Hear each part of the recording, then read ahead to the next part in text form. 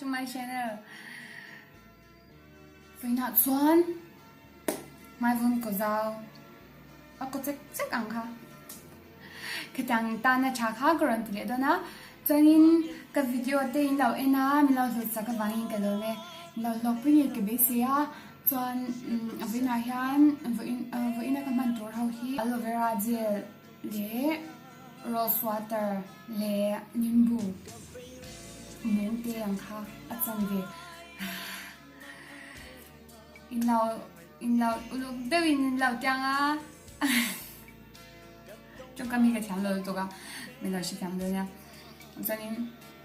이렇게 해서 인도성대 인어 수행아 저는 누나 같이 난 해서 인포죠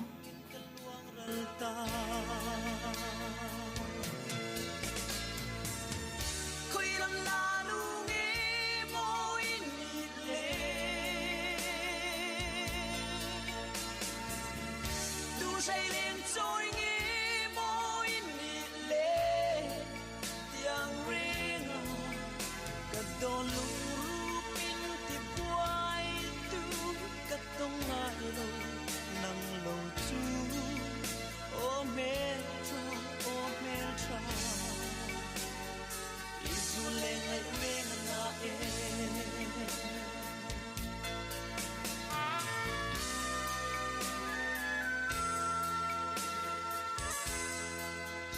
isak mê tôn mi lâu hết Train myself with the garlic to in one tree. Xuân in hemi hi in maya khan in hoyanga in vun ko in mai tang lai vela khan vun ko chu por su do tang puya in maya khan ni me. Zanin hemi hi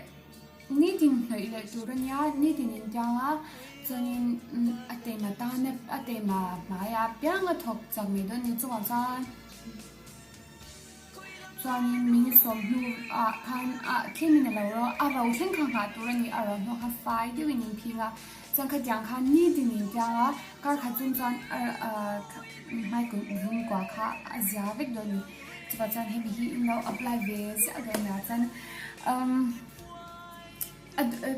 in comment te kalau nga krenga chanin a request le theya indu ine minzo du zongte comment na po minzo the thawa chan ine in su lau tiro khajang te po kha adi the thoni minau zo tanga chan ale pe ka video le pe ka ron ti le se ka tum don ya chanin mila subscribe le zelo ula ni subscribe tu to song song ba bang khan ka lo me kan phang ai perfect so